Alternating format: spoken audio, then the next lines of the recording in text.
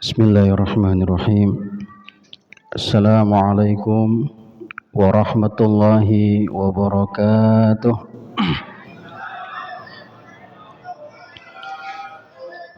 Bismillahi alhamdulillah. Wassalatu wassalamu ala rasulillah Muhammad ibni Abdillah wa ala alihi wa sahbihi wa mawalah. Wala hawla wala quwwata illa billah amma ba'd.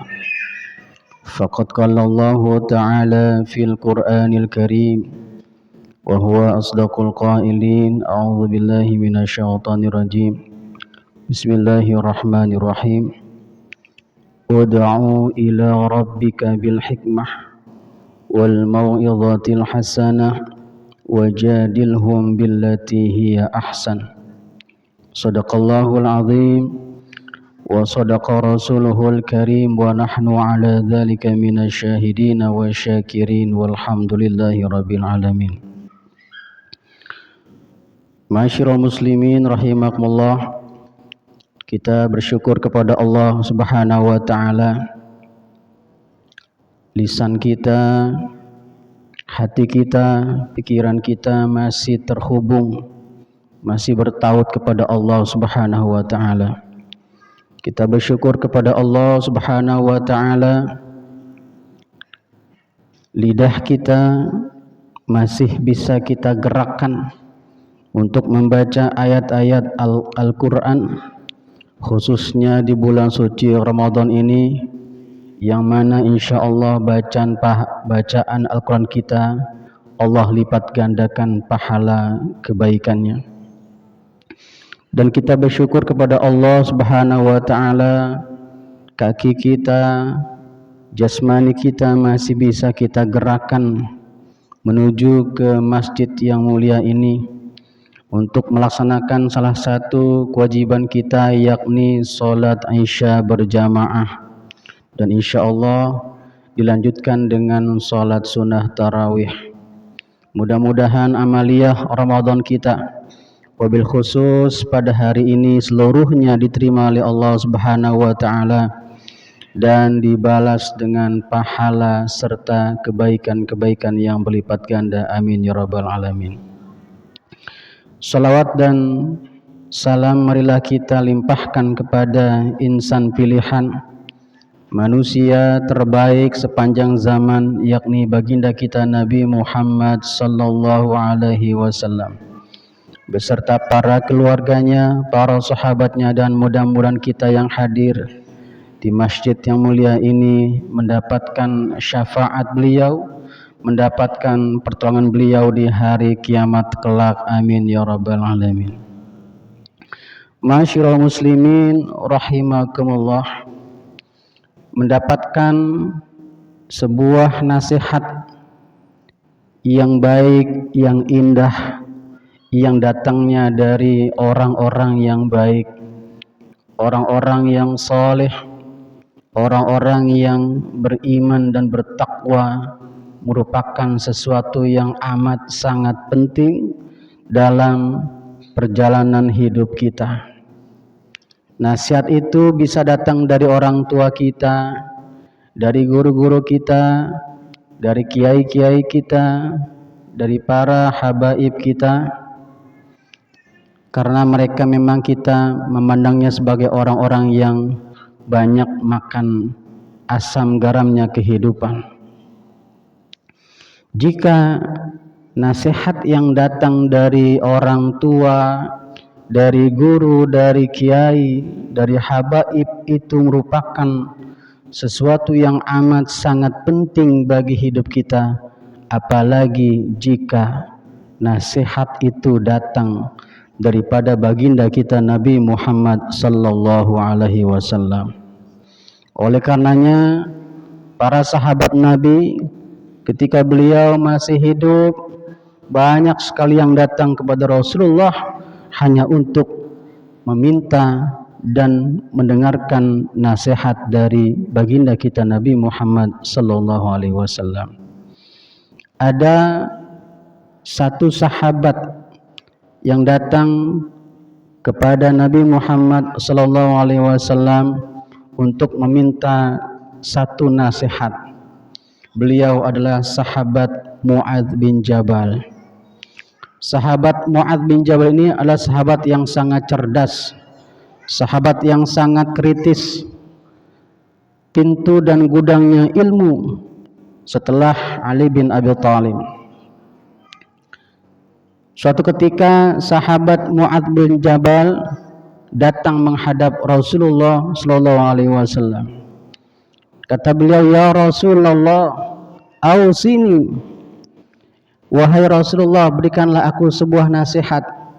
Kemudian Nabi bersabda, "Qala 'alaika bitaqwallahi mastata'ta wadhkurillaha 'inda kulli hajarin wa syajarin wa ma 'amilta min su'in fa ahdits lahu taubatan as-sirru bis-sirri wal 'alaniyatu bil 'alaniyati." Kata Nabi yang pertama, "Alaika bitaqwallahi mastata'ta." Bertakwalah kamu sesuai dengan kemampuanmu. Yang kedua, wadhkurillaha 'inda kulli hajarin wa syajarin. Dan ingatlah kepada Allah baik ketika kalian menetap di rumah atau kalian sedang bepergian. Wa ma 'amilta min su'in fa ahdits lahu taubatan. Dan jika kalian berbuat khilaf, berbuat salah, maka perbaharulah taubat kalian, taubatmu. As-sirru bis-sirri wal 'alaniyatu bil 'alaniyati. Jika dosa, jika khilaf itu dilakukan secara sembunyi-sembunyi, maka taubatnya juga secara sembunyi-sembunyi. Dan jika khilaf dan dosa itu dikerjakan secara terang-terangan, maka taubatnya juga harus dengan secara terang-terangan. Ma'asyiral muslimin rahimakumullah, nasihat ini disampaikan oleh Nabi kepada sahabat Mu'adz bin Jabal. Namun pada hakikatnya substansinya ini juga ditujukan untuk seluruh umat Nabi Muhammad sallallahu alaihi wasallam. Yang pertama adalah kita diperintahkan, diwasiatkan untuk bertakwa kepada Allah sesuai dengan kemampuan kita. Jadi takwa di sini bukan kuantitas, tapi walaupun sedikit berkualitas. Ada salah satu sahabat yang tidak dikenal di dunia namun terkenal di akhirat, yaitu sahabat Uwais Al-Qarni. Ini yang sangat populer kisahnya. Tidak ada yang istimewa dari kehidupannya. Beliau seorang sahabat yang miskin, berpenyakitan, dan tidak pernah berjumpa dengan Rasulullah, tapi namanya disebut oleh Nabi sebagai ahli syurga. Ternyata di balik keterkenalannya di langit oleh Allah Subhanahu wa taala dan para malaikat, ternyata ada satu amalan yang dikerjakan oleh Uwais Al-Qarni, walaupun mungkin ini hal-hal yang sangat sederhana yang kita juga pernah melakukannya, tapi beliau dengan istiqomah beliau lakukan sampai ibunya meninggal dunia. Jadi salah satu keistimewaan Uwais bin Al-Qarni dalam sejarah hidupnya adalah beliau sangat patuh dan taat kepada ibunya, dan karena wasilah itu beliau belum pernah menjumpai Rasulullah sallallahu alaihi wasallam karena begitu sayangnya beliau merawat dan menjaga ibunya. Dalam sejarah dikatakan bahwa Uwais Al-Qarni pernah menggendong ibunya untuk berangkat haji dari Yaman sampai dengan ke kota Mekah. Kalau kita hitung jarak dari kota Yaman ke kota Mekah itu lebih kurang 1100 kilo. Yang dulu belum ada kendaraan roda 4, ya. Dan beliau karena miskin, beliau lakukan dengan berjalan kaki. Ada hal yang gila yang beliau lakukan sebelum beliau berangkat menggendong ibunya ke tanah suci.